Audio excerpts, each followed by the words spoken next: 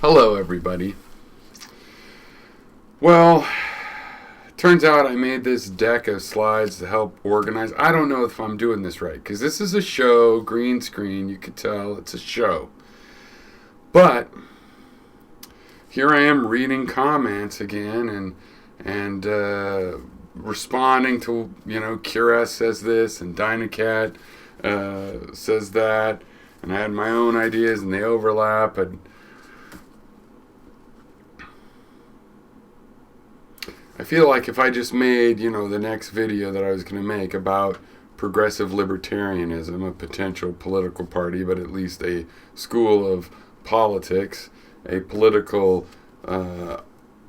idea set, I could have a nice quick video, but I made these slides of what, just to summarize and have titles, since it's more than one topic, but they're related or not, or whatever you make up your mind on if they're related,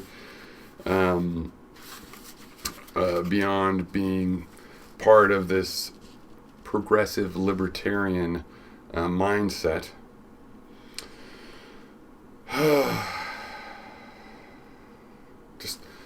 I don't know if I'm doing the show thing right, because I'm reading and responding to people.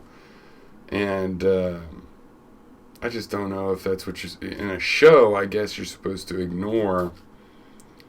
I don't know. Overanalyzed. I guess I should see if the audio's working. Let's see. Show, I guess you're supposed to ignore... Okay. Sounds like it is. All right. So, the progressive libertarian perspective, the party position, is that government is infrastructure management. You got that? We're not being governed. Governed is when you had a governor going back to the Queen appoints a governor to whatever, India.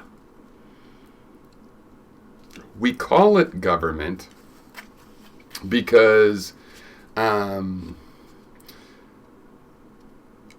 good, let's say a benevolent or good governor would not think that they were the God, Lord, boss of everybody, in a position to exploit people and personally profit. They would be a servant of a higher government, and they would be a servant of the people that they govern, right? Making everything orderly, and the trains exist and run on time and stuff, right? The word governor, in other words, could be like in a motor or an electrical circuit, something that sets the timing right, a distributor, an operator, a chief executive operator. And that's what a governor is actually supposed to be. A governor of a state is not like the Lord boss, whatever his whim is or her whim is the law. They're just operational officers, right? The legislature has said, here's how we're going to spend the money, and here's why we're spending it this way. This is the goal and the intent. And you need somebody to actually take the money, it gets put in an account. They need to take it from the account, move it here and here, and make sure it's audited, and do everything right to make sure that the will of the law, and not just criminal law, but the law that says, hey, we're going to spend $50 million on parks, right? The executive, the governor, which is the same as a president, the president's the governor. It's governing, meaning getting everything regulated like a time zone, so that it happens, that the checks go and boom, and things are stamped, and it's audited, and it's not corrupt. They're not really supposed to be making very many original decisions. Now, of course, they have to decide what to do with the National Guard. Right, so that's where it gets blurry, because it's like, hey, the shit's hitting the fan, there's Katrina, and here's a guy that decides what to do about the looters. how to get water in, how to save the, civilians, and et cetera, and all these decisions. But you notice, theoretically, the way it's supposed to be is those decisions are located in time to a narrow period of time while there's a crisis.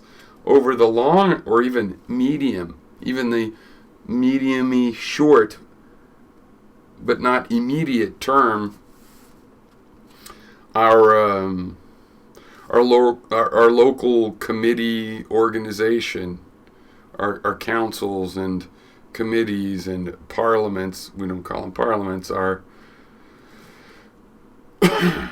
congresses and senates, our houses and senates, they're supposed to be making the guiding decisions. And you have an executor that is the president or the governor. The executor of the will is not the person deciding how the will is spent. The deceased person that left the will is deciding how it's spent. The executor is supposed to faithfully reproduce the intent of the deceased, or in the case of government, the Congress. Okay? So from my point of view, government, where we're governed, told what to do, doesn't really exist. It's infrastructure management. The things that are the commons that are held by the public. You can even interpret it as a private organization like a homeowners association. When somebody makes a housing development, a gated community with a golf course, you have a golf course, they build a bunch of houses around it, and they build a gate around it, and then there's a homeowners association that takes care of the roads and the common parts and the golf course and the gate and the people that work at the gate. And that's a private organization, but it's doing the same kind of job that a government does. It's managing the shared infrastructure, and everybody that is a homeowner in there basically owns a share of that organization. And that organization doesn't profit per se, right? There's nobody outside that gets to draw off of that. It's in order to fulfill its purpose. And, it's functionally equivalent to what government is doing, right? All the public land that the federal government owns, we all own, right? We could conceivably, if that property was rented out, let's say we rented it out to the Chinese to build factories on, all of the citizens of the United States would be entitled to the dividends. Arguably, the way the United States worked, and possibly other countries, but the United States, is we formed a government around a military, right? So there was a government that owned us, and their military was over here. We formed our own military, fought off that military, and the government and its taxes, primarily fund that military. That military took a bunch of property, and then, assuming that's legitimate, we now own all that property together. Those of us that are the stockholders in that military, that private military enterprise, it's called public because all of us in this whole territory share ownership in it. But really, that's just like a private organization where all the shareholders own a part of it. So we're all the shareholders, and we own the property of the United States government together. And if we wanted to rent it out to the Canadians, then we would be entitled to a dividend, not unlike Alaska. The state owns, on state land, oil reserves that it leases out to oil companies, gets paid for that, and the people that own those oil fields are actually the people of Alaska. That those are the shareholders of the government of Alaska, and so they get a dividend. And in fact, that's where a national dividend would come from if you ever justified one. If you had a UBI, it comes from the fact that people will pay to use the property of the United States, which is shared by all of us, and so since we all own an equal share, the way it works is you all own one person's worth of share of the United States, then, you might possibly get a dividend, because it's all based about the infrastructure. And if the infrastructure is making money through fees or something, then you can absolutely expect a dividend just like any shareholder. All right. Now, I wanted to talk about the maturity of performance, really, in an infrastructural organization. And then also I was going to talk about iterative refactoring. Now, both of these comments are influenced strongly by practices in computing, in computing methodology of programming. A little bit from the industry, or maybe a lot, I don't know, medium, but very, very heavily influenced by my own belief. And the fact that in software, you can apply software to all different kinds of industries and businesses and activities. And it's very philosophical, at least if you got a philosophy degree, about how you can analyze and apply methods to sort of any problem, generalize any problem. How do you gather it and turn it into a logical system? And in computers, it's a quantifiable logical system, but in politics, it could be qualitative. It doesn't have to be quantifiable, and yet the same kinds of things work. So partly it works because when we're talking about government and social policy, we're not just talking about poetry. This is stuff that has to happen in the real world. People need to be have it demonstrated to them that it's worthwhile doing something, and so on, right? So it's like engineering. So even if it's poetry, it's like performing poetry. Which poetry do people like or respond to or can be written down on paper? All right, so the maturity of a performance organization. First off, there's this initial level where somebody's willing to do something. So, for example, somebody is willing to try to fix your car. They only have their common sense. They weren't taught by anybody. Or maybe they were taught by somebody, but it's initial. They don't really know, but they're willing to give it a try. The very first surgeon. I don't know how to take an arrow out of somebody, but you need an arrow taken out. I'm willing to do it. By heroism, by heroic effort and luck, they can succeed, because their initiative in itself lends a possibility of success, but not a high one. Okay, level 2, you're able to repeat what you did. You have an idea. You're not just doing it random or different, but you can repeat what you have tried. Not perfectly. You probably don't have it written down. You haven't spent necessarily a lot of time philosophizing and getting abstractions about what you do. But if an observer was to watch you do the activity, work on somebody's car, they would see that it's repeatable. First, you get your tools. Then you look at the engine. Then you try starting it. Then you have a friend start it while you watch. There's something repeatable about it. The next level, you take that repeatability and you notice your own behavior and you notice what you've done that works or you think works or you want to try out. And to enhance your the result is enhancing your consistency, you define and document your procedures as you perform them. This makes things more structured. You start to get a closed system, or at least you can check: is it closed? Does it complete?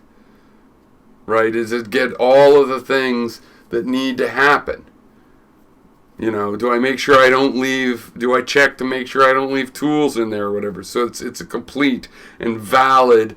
Not only is it repeatable, but I've defined it, and whether I know whether it's closed or not and valid, At least I have a record where I can analyze it and see if it's closed and valid.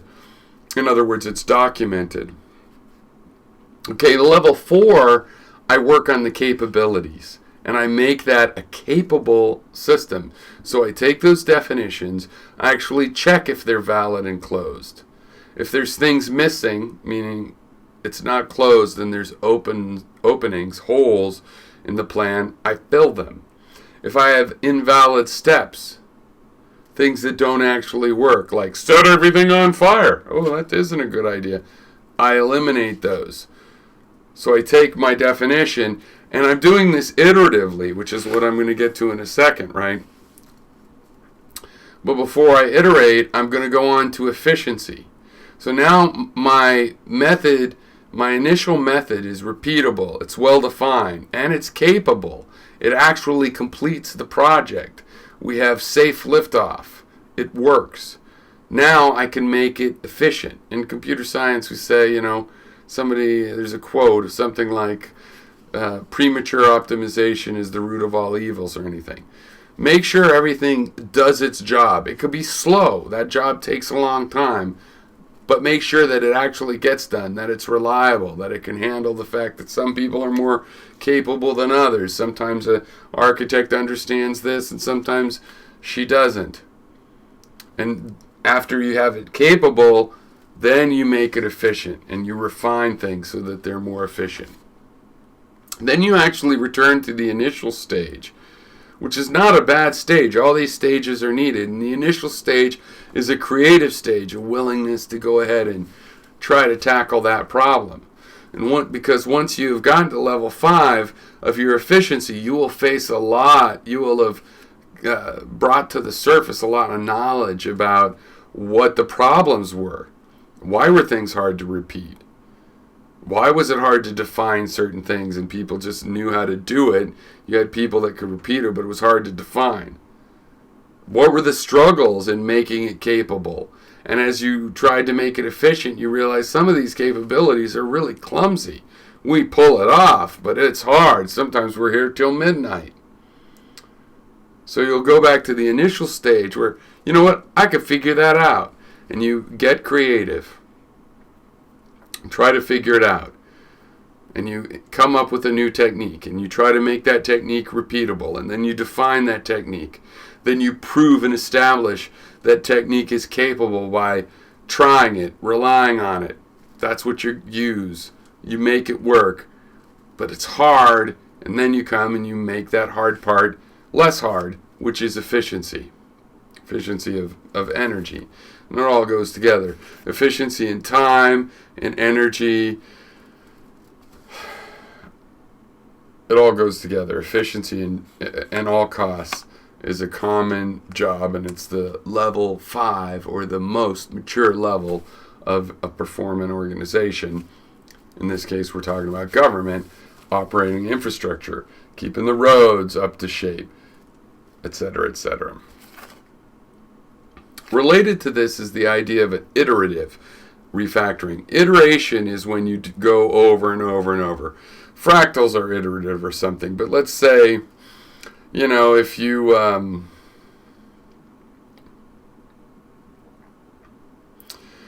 were to add a number by breaking it in two and adding the halves together, and then breaking it into two and adding those halves, every level of that would be a pass on the iteration. If you were going through files and you're looking at the first one and then you open it and you do all these things with it and you put it back and you get the second one, that would be the second iteration. Going over and over your process, like I just described in your maturity model performance evaluation, that is how progress works. That's the definition of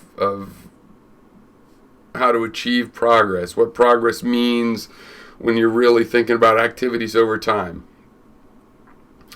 One, you have to have a target design for your system or your goal, whatever that you're trying to do. You have to measure that progress quantitatively, which is something you do in the maturity of performance model at level 4. You have to, by level 4, be measuring things quantitatively. right? You have a repeatable thing. You measure, how long does it take? Is it the same amount every time, or is there a big plus and minus? You measure your progress quantitatively and try to get those numbers solid, predictable. Remember, you're trying to be predictable when you're doing something for millions of people at a time together. You develop a refactoring technique, right? So you have your target design, you have the way things are. So let's say you realize, we really shouldn't be racist, but people are racist. So you develop, well, how can we refactor people into non-racist? Well, we could have more exposure to other races, or for that matter, other categorical experiences, types of people on sitcoms and media. And that will slowly refactor people into a state that we want to be in, right? Without breaking the system that we're in right now. And then we iterate. Okay, and this is the kind of technique that we advocate in the Progressive Libertarian Party. Okay, next I want to talk about liberty, right? Liberty.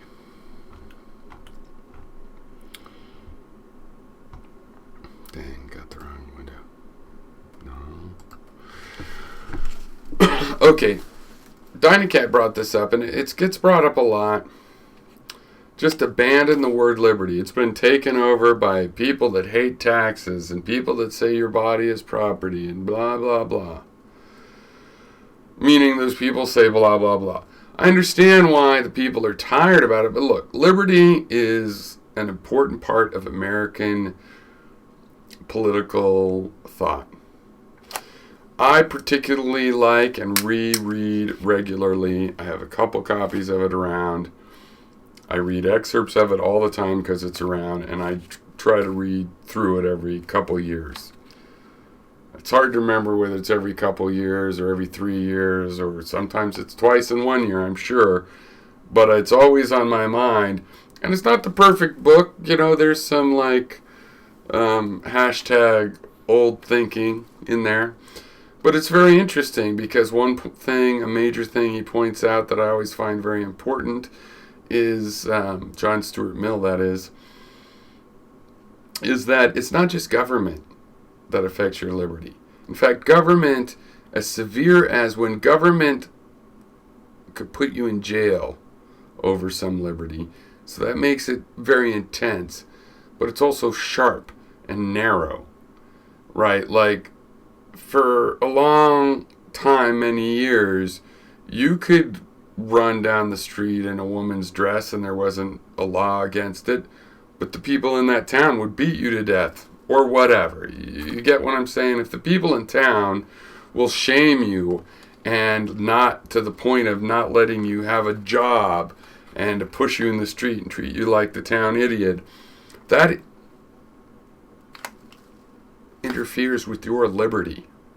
Okay, so the concept of liberty is a freedom, an actual measurable, how the result ends up, consequentialist view of freedom, is very important. And I'm not going to give that over to people that, okay, for example, in my list here, Liberty University.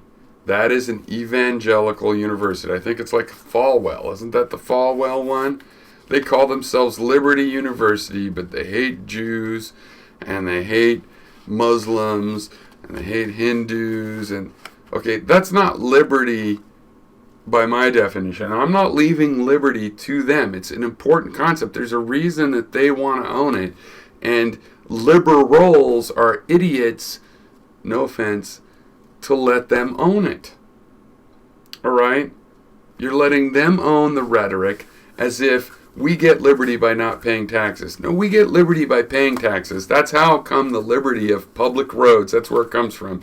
The liberty of being able to travel overseas because the military, hypothetically, is keeping the world peaceful or whatever, okay?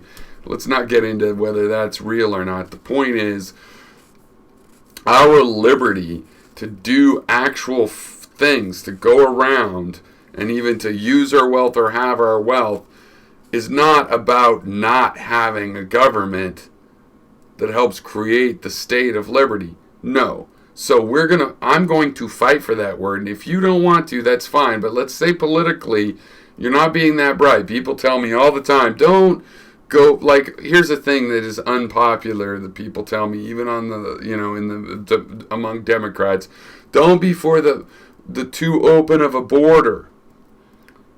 People like Quintica are like, you're not for open borders because you will check people for fruit.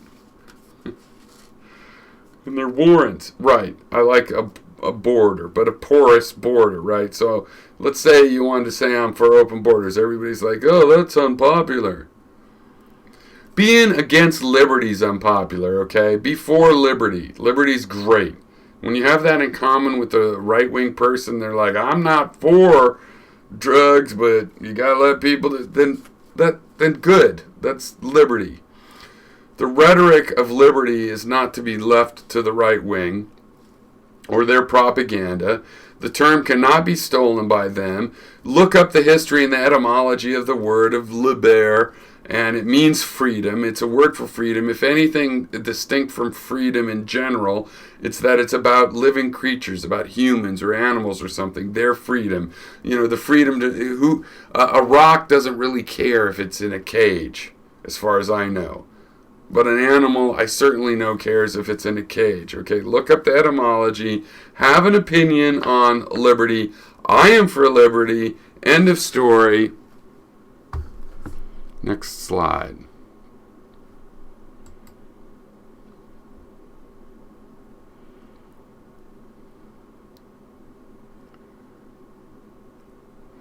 Hey, Dynacat loves me.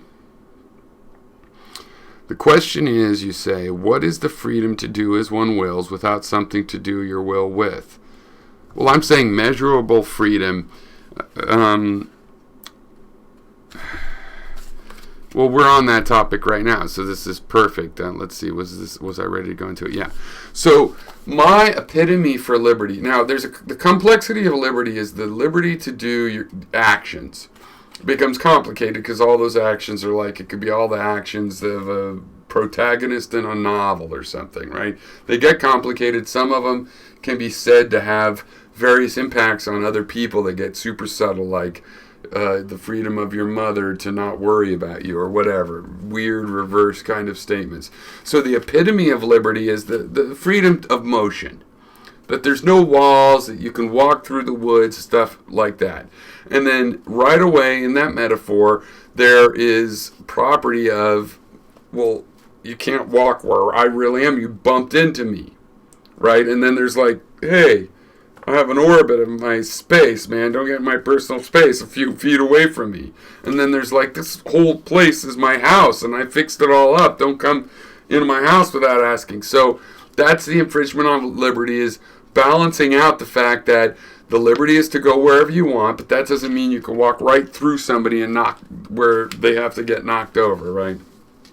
So the measurement of liberty does include the ability to get to other places, right? And how fast can you get there? Because I can walk, 10 miles, 20 miles, even 100 miles, but I can't walk across the ocean. I need to be able to fly to have the liberty to do that. Now, how much does another person have to fund me flying to another place? Well, that's an issue of resources. If I take their resources for me to fly, then that's resources they don't have to do something else. And I'm saying in progressive libertarianism, you have to do the math. Right, like for example, at about $500,000 a year, you could basically travel anywhere you want as often as you want and live anywhere you want.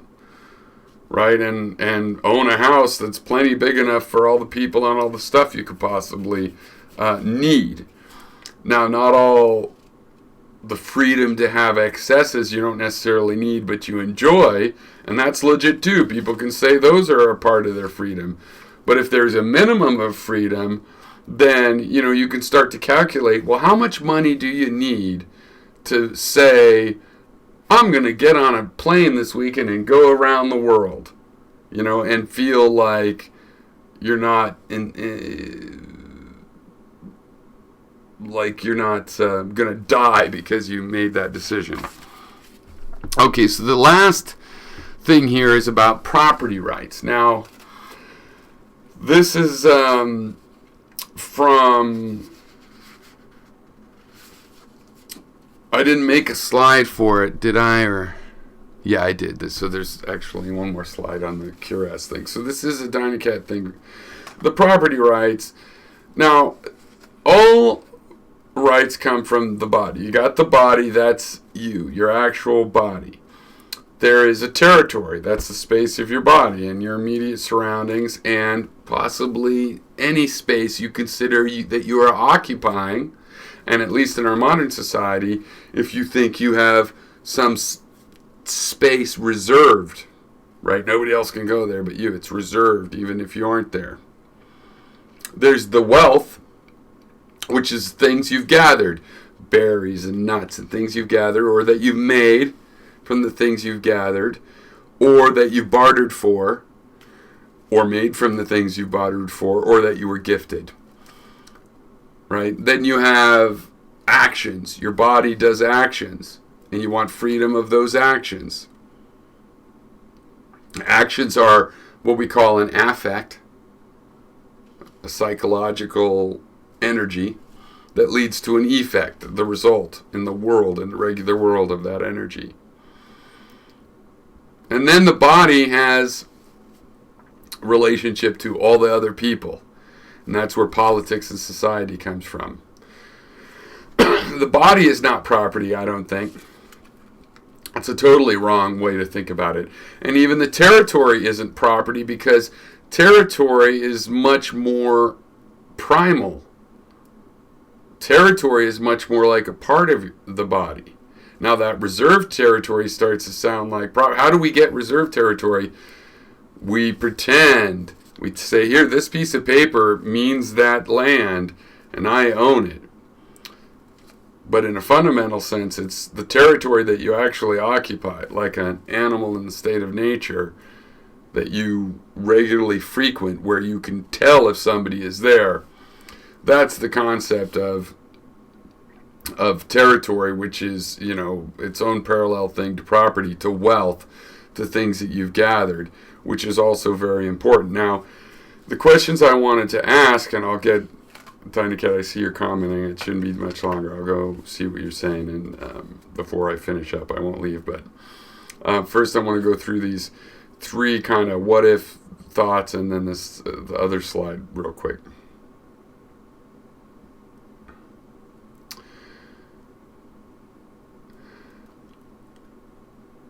Is stolen property actually property? Because I would imagine people would say, well, no, technically you stole it, so it's not your property. But is stolen property wealth? I mean, if you steal some property, money or jewels or whatever, and then you use it, you stole someone's barbecue and now you're using it, it's pretty much, it is wealth. So property almost is like a technical thing of like wealth that you really legitimately hold. And yet I think you can have stolen property, and when you're using it as wealth, it's not technically your property, but it's actually your property. So that's a question I'd like people to think about. And in the same sense, is territory property? And I said, no, I don't think so. I think just like the body, territory is territory, and there's a relationship to your body, to the body that feels it owns the territory, that's separate from owning the wealth, which is all of your actual property that you treat like your property, whereas property perhaps is a governmental term for your legitimate property. Now the final thing is, Cuirass was talking about negative and positive rights. And so basically he's bringing up prohibitions and entitlements. So for example, you're prohibited from stealing, right? But also we get prohibited from doing some victimless crimes, right? Things that I think are victimless. But that is blurry, because there's arguably victimless crimes like prostitution. Is that victimless? Or even strippers, that's illegal some places. That's victimless, people would say, but then when you do a study on strippers, you find a huge number of them have been sexually abused. They tend to be poor rather than rich. It's like, how would you get the percentage down that truly isn't victimized in some way, forced or fooled or tricked or tragically in that situation? Now, I believe you kind of have to err on the libertine side and let there be red districts and stuff.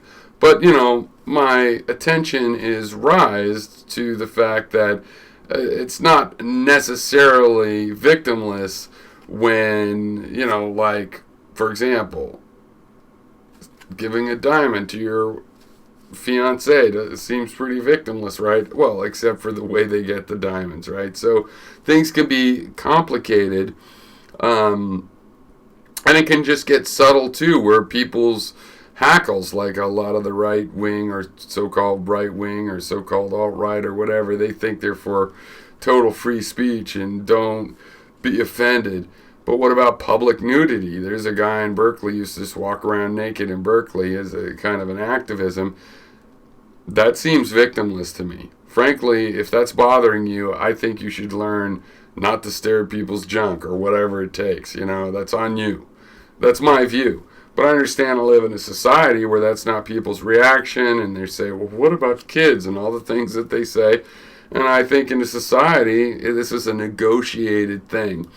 Are you victimized because somebody's walking nude down the street in Miami in the summer?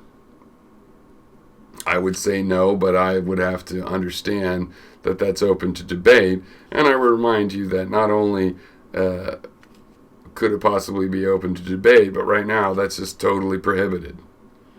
And it's similar with free speech. You have dealing with free speech when it's on private property, which you don't have it. When it's in a crowded theater and you're yelling fire, when it's in the town square and the government can't stop you, but it will. Not anything can be stated. And the private property of the first point was like a restaurant or a club or something. But what about in my living room? Ironically, or whatever, in my living room, you could pretty much say whatever you want. Right?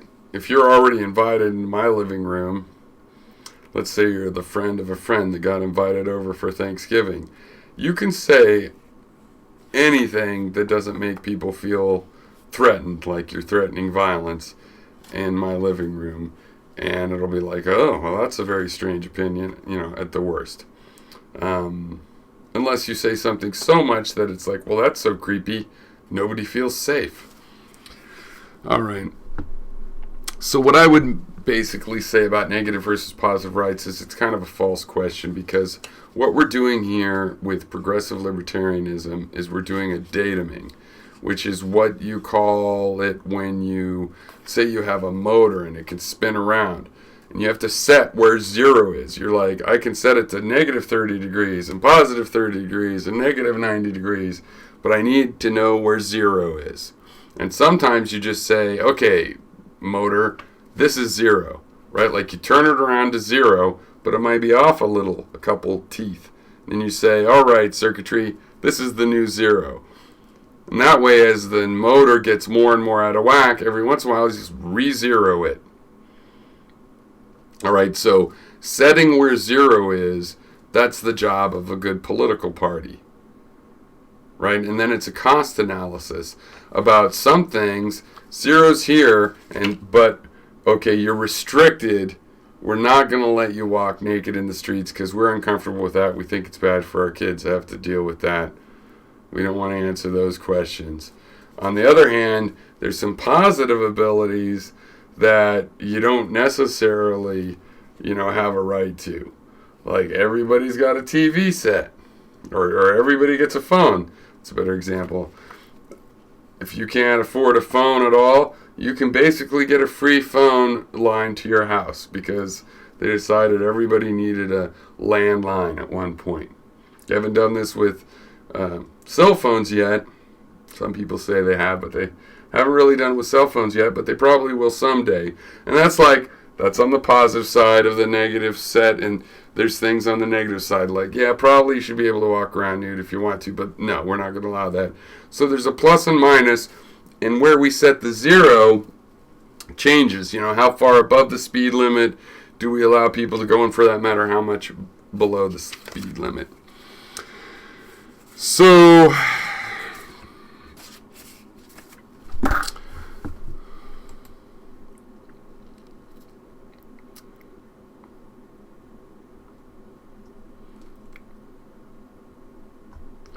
Dynacats has a lot of comments. Mill seems to have been concerned with defining liberty's boundaries and limits.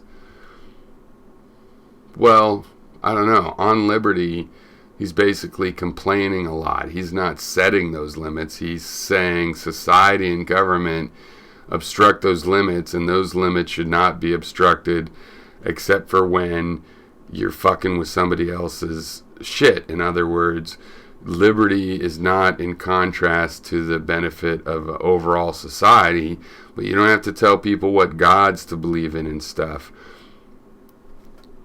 There's no justification for it. So it's a pretty modern American idea of liberty, with the exception that, unlike with the libertarians, it's not just government that interferes with liberty, it's primarily social mores. And so to really have liberty, people need to lighten up on their social mores.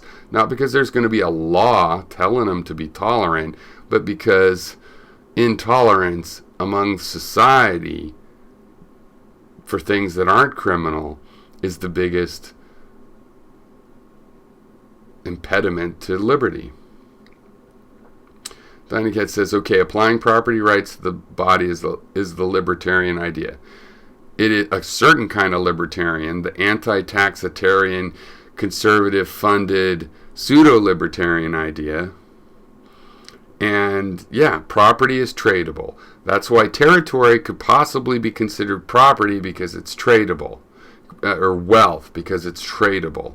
But I would say that property, that land, wealth, and effort are three different things. Right? So you have land, you have labor,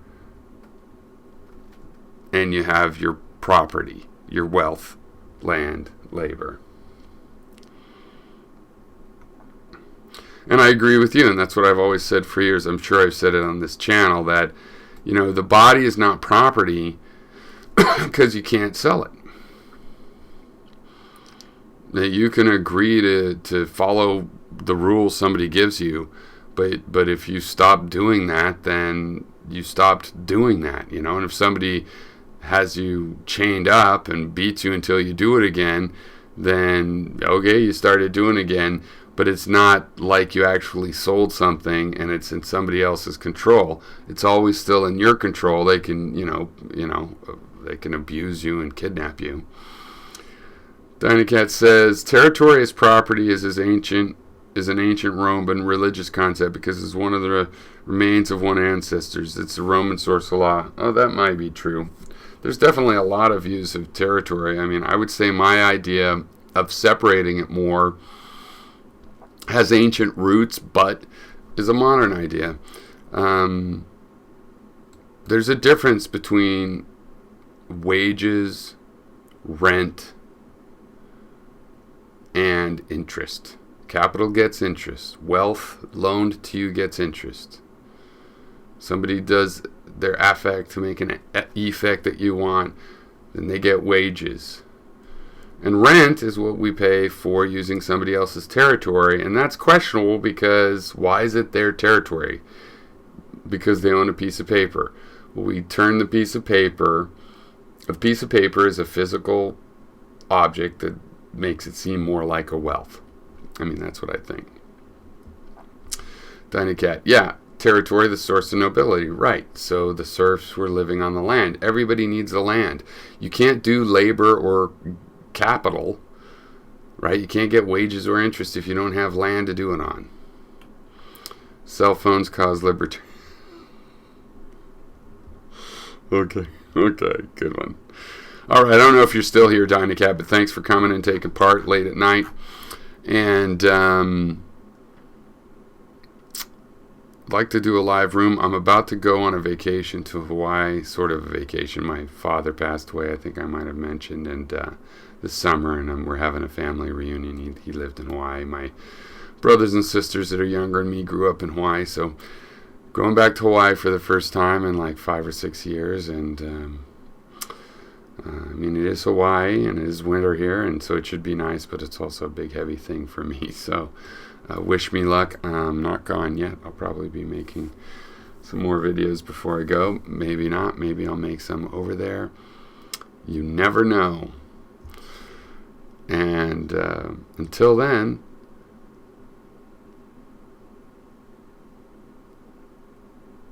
I'm trying to think of a catchphrase. Illusions continue to exist.